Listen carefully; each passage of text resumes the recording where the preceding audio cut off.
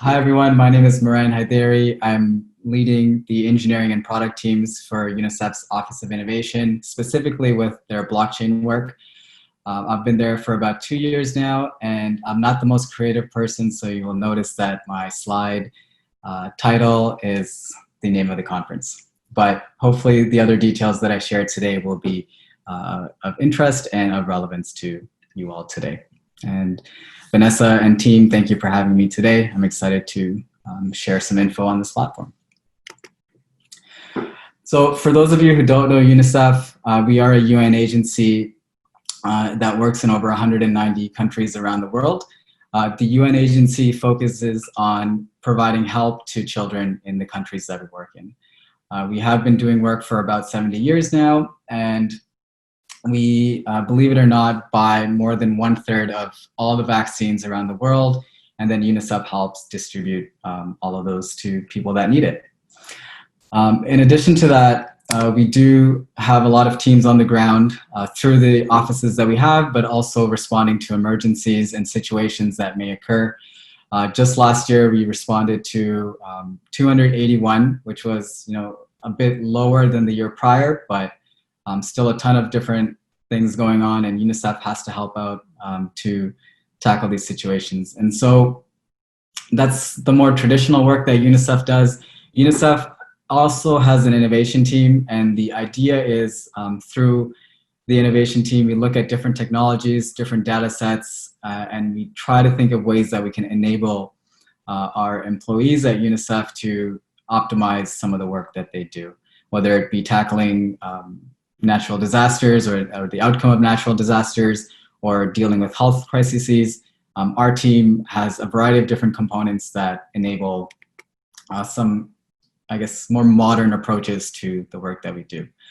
And so we look at different technology areas, and the three things that our team is good at is we look at or ideate different ways that the technology can be used. And then once we actually ideate those different things, we have teams that are on the ground using the research that we come up with. We have something called the Innovation Fund. I believe it's more than $20–30 million. And with that fund, we're actually funding startups and country offices around the world that are exploring with these new technologies, whether it be with blockchain or looking at how drones can be used in some of the countries that we work in, or leveraging various machine learning algorithms. Our fund helps companies and other UNICEF offices explore these technologies. And finally, our Office of Innovation is connected to and partnering with a variety of different organizations, a lot of tech giants, a lot of governments, a lot of other countries and teams around the world. And through those connections that we actually have access to a lot of data. And so over the last year even, we've been leveraging that data and the expertise that our team has to tackle a variety of different issues. From a data science and machine learning perspective, we have teams that look at migration patterns to see how COVID was spreading earlier this year. Right now, we're tackling this gap in education service to a lot of the kids that UNICEF focuses on. And so these children don't have access to hardware devices, they don't have access to internet. And so can we be in a position to use a lot of our research, or maybe some of the startups that we work with in the past, to supplement some of the gaps that we're seeing given the current state of the world. In addition to diving into these different technology areas, blockchain is one of them as well, but I'll dive a little bit deeper on that in a bit. We also have another initiative with another UN agency called ITU. ITU also stands for the International Telecommunications Union, and they're currently working on getting internet connectivity in schools around the world. So this will be a 5 to 10 year initiative, but the idea is schools around the world, UNICEF has been mapping them. UNICEF has an idea of which schools are connected to the internet and which schools are not. And through that, we have created a perspective in regards to what the overall connectivity demand is around the world in the schools that are available. And so with that, we've been working with a lot of the organizations that we work with to raise money to continue mapping more and more schools around the world. And ultimately, we want to bridge that gap that currently exists with schools without internet to ensure that they all have internet. And once the schools are connected to the internet, then we have a lot of open source teams, startups, etc., that we would love to enable these schools with, given that they would have internet connectivity. One perspective our lead for the Office of Innovation has taken is, so the UN has Sustainable Development Goals. Prior to achieving these Sustainable Development Goals by 2030, which is the current mandate, is there a step before that where we need to get all schools and people connected through some kind of universal connectivity initiative, whether it be GIGA or something else, before we can actually achieve these Sustainable Development Goals? And so our different teams at UNICEF, including the blockchain team, is looking at different ways that we can contribute to GIGA per se. In relation to specifically with what we've done with blockchain in the past, we have three main pillars that we currently follow. The first thing is to educate.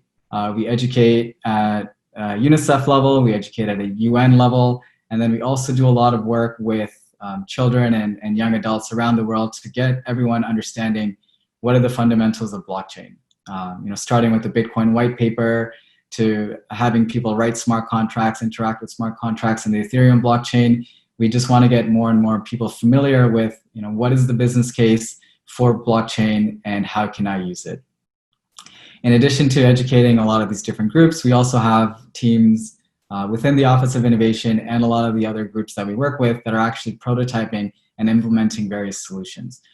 And so I'll walk through some of them today, but back in 2015, one of the earlier teams that was jumping into the blockchain space at the Office of Innovation saw that the Bitcoin blockchain was transferring value, and so they thought, hey, what if we can somehow represent refugees on the Bitcoin blockchain?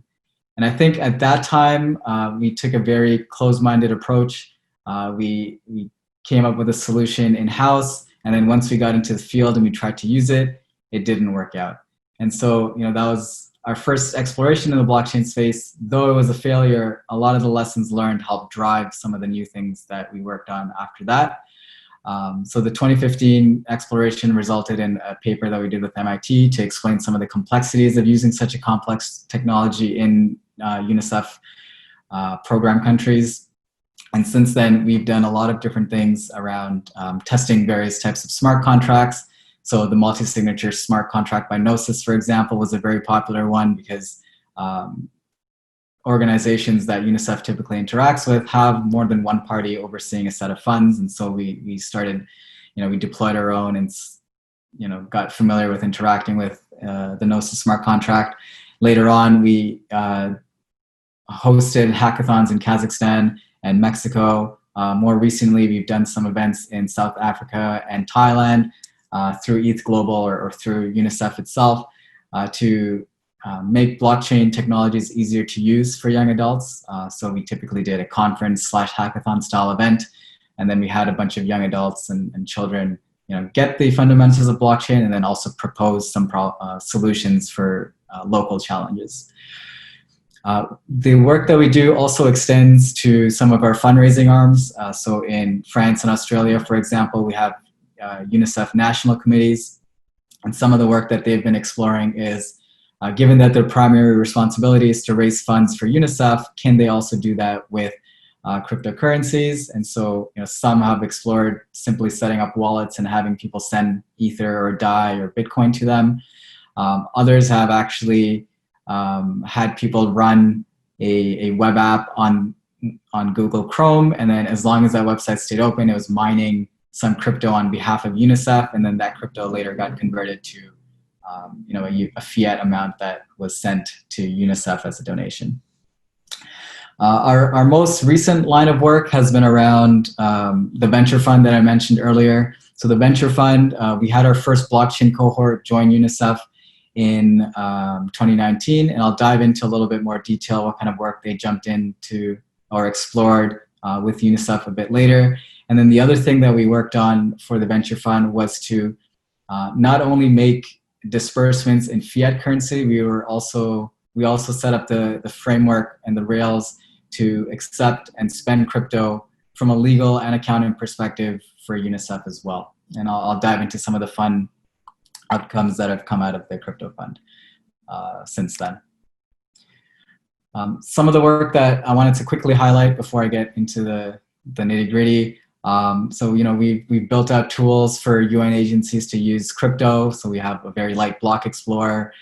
We've looked into accounting tools that, really synthesizes the data in such a way that our accounting teams need very little understanding of blockchain, but to understand, what exactly we're doing with the crypto coming in and out of the organization.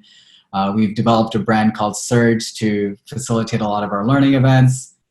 We stay actively engaged with the community by doing research, writing articles on UNICEF as well, just to talk through our learning, our understanding of how blockchain can be used in a UNICEF context.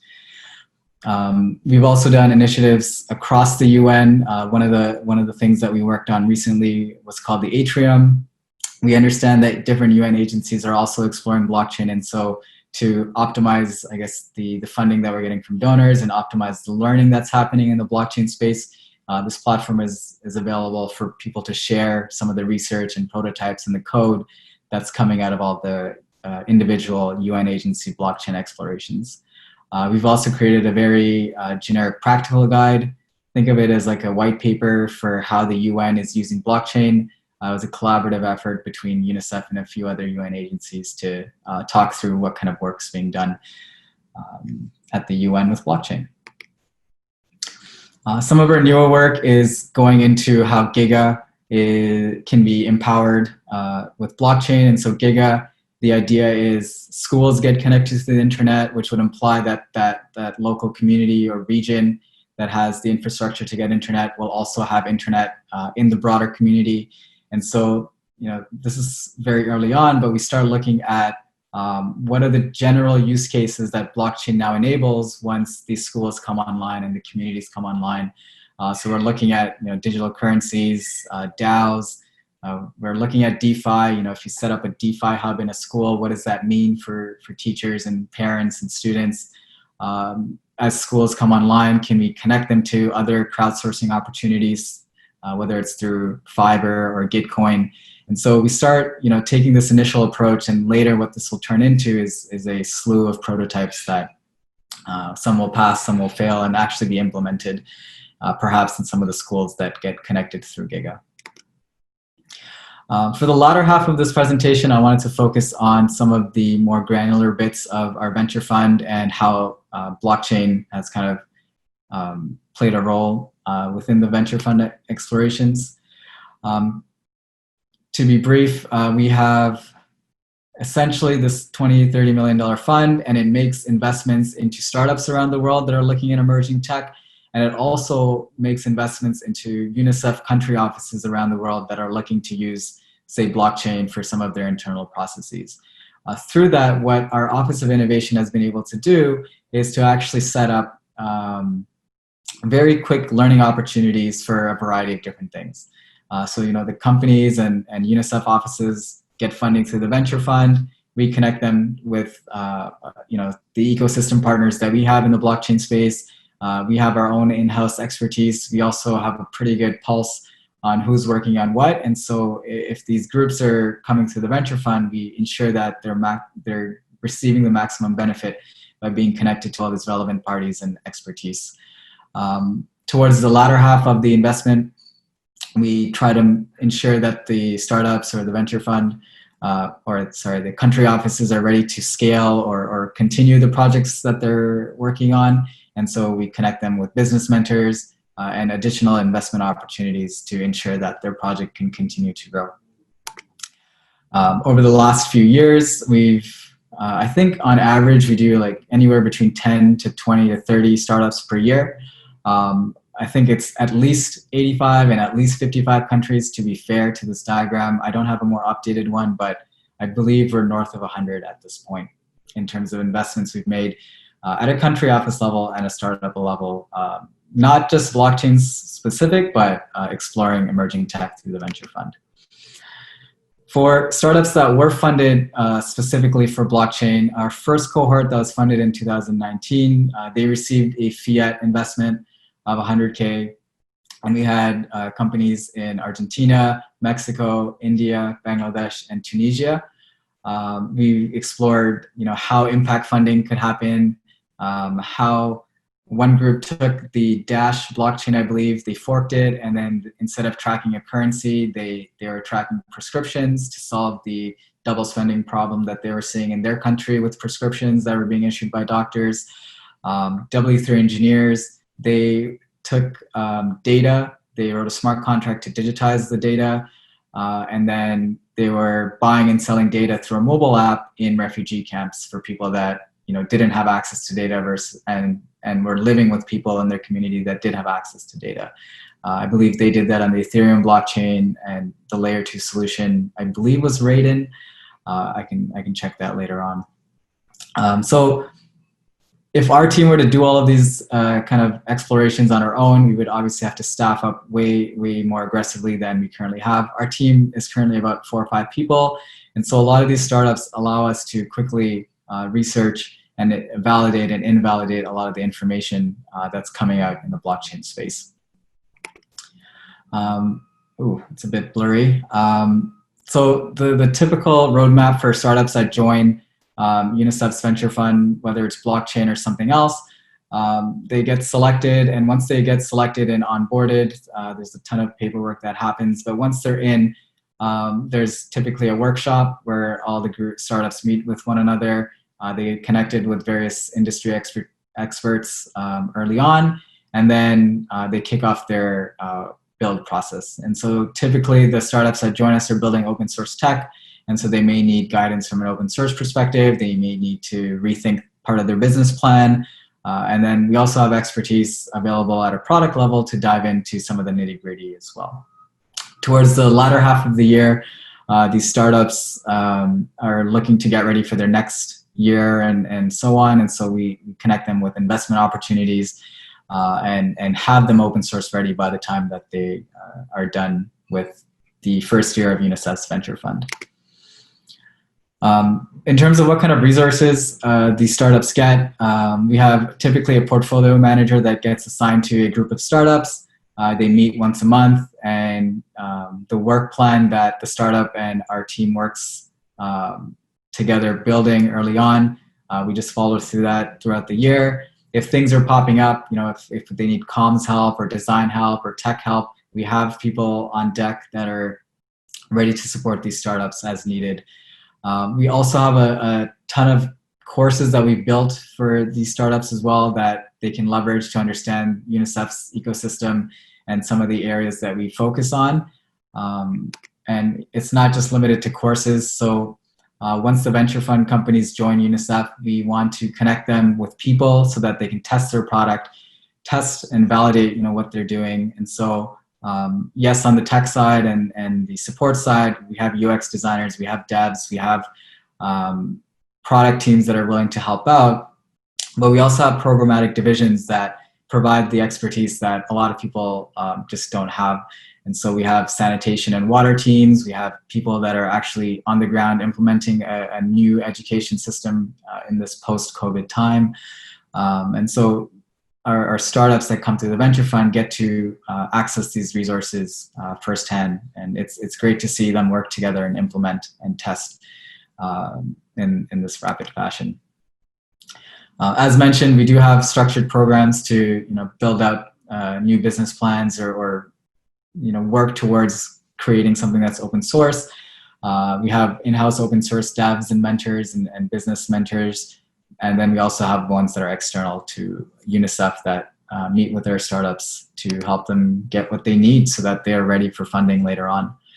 Another thing that we also have is we have opportunities for startups to access a lot of the data that UNICEF has been aggregating over the past few years. UNICEF works with governments and large tech companies to get cell data, map data, etc. And then that data can be funneled into the startups if there is a need.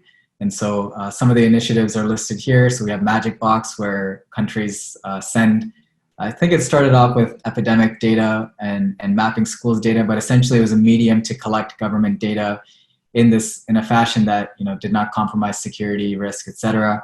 So we have data scientists that clean the data before we make it accessible to the startups that we work with. We launched a drone corridor, and so if we have drone startups that join us, they can leverage that. And the corridor essentially implies that governments and UNICEF have worked together to create spaces for people to experiment. And the reason that I'm highlighting a drones corridor at a blockchain talk is because that's kind of the type of things that UNICEF's able to set up. We're working with governments, and we're working with startups to identify what startups need, and then we can liaise with governments to get them the thing that they need to do whatever they want to test out in the regions that they want to test out.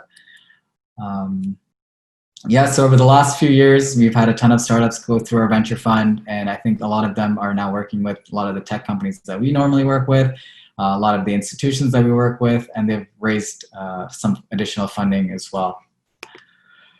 The venture fund from a blockchain perspective, so we have something called the Growth Fund. So if some of the startups that we're working with are doing a lot of work with UNICEF, some of them have been lined up to receive an additional 200 to 400K to continue working with UNICEF and building things out. More recently, I mentioned that we launched the Crypto Fund. So a lot of the startups that we're working with have received crypto investments in Bitcoin and Ether, and they're using it to hire people, pay people, hire vendors, etc. And so just a quick summary of how far the Crypto Fund has gone to date. So far, we've received 1.3 Ether, so 1,300 Ether and 1 Bitcoin. And we've distributed to 11 startups around the world, and I think it's in 8 countries. Not all the companies are working with blockchain, so that's very interesting to see, because we have drones companies or data science companies asking us, how do we set up a wallet? How do I pay my employees? And so, really pressing the cryptocurrency learning in places that normally wouldn't experience that. And yeah, so we just closed off a blockchain blockchain call. So we had 500 startups apply for the next cohort that we're onboarding for the blockchain venture fund cohort. I think from that 500, we've distilled it down to 100, and they're currently going through an RFP phase, and we're looking to fund them both in fiat and cryptocurrencies. And so we had a lot of companies requesting funding in Bitcoin and Ether. That's all I had. I know I raced through a lot of information, so I encourage all of you to reach out on Twitter or through email, and our team is very responsive and more than happy to have conversations with you all. So I'll leave it at that. I know I have 5 minutes. Happy to stay on for a question or two, and happy to continue the discussion later on as well. Thank you. Awesome. Thank you so much, Mehran. We do have one question in the audience that we would love to have you answer. Mm-hmm. So it deals with if you could discuss a little bit more about StatWig, and do you think that it might be feasible for COVID vaccines? Yeah, for sure. So StatWig, they joined us for the initial blockchain cohort, and they did a lot of work with UNICEF India. And so UNICEF India was on the ground, delivering vaccines already. And so StatWig said, here's this technology solution we have. I believe they were using the multi-chain blockchain, so it was a private blockchain, but they really wanted to see up to what point is India willing to make their vaccine supply chain transparent. I know they've done a lot since COVID has kicked off. So they actually graduated in Feb or March, so just as this crisis was kicking off. So I haven't followed up since then, but I think they can play a huge role going forward, given that they are introducing this transparent supply chain. And they've not only worked in India, I believe they've done some prototypes in other countries as well. And so these types of things, the cool thing that UNICEF provides is they can prototype in a bunch of different countries, and each one will have their own set of challenges. And so, as long as they're willing to scale their team and learn, they'll have to adapt their solution to these different countries, to comply with existing regulations and all that.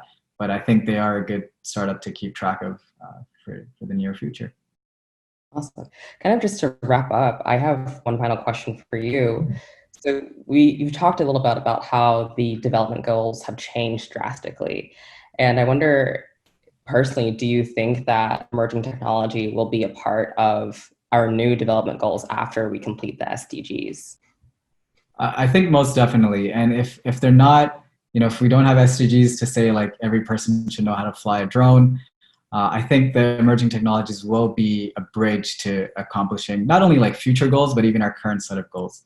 I think Chris Fabian, who leads our Office of Innovation, he tweeted like, for a lot of these SDGs to actually become realized, it might even start at like getting everyone connected to the internet so then they can research and figure out what exactly they need to do in their country specifically or their county or region specifically to reach that SDG goal. I think internet has become a basic need for everyone, and I don't think a lot of the SDGs will be met if we don't resolve that bridge first. Well, we have certainly learned so much from your panel and from all of our other speakers today. So thank you very much, Maron, for your wonderful talk. Thank you so much for having me.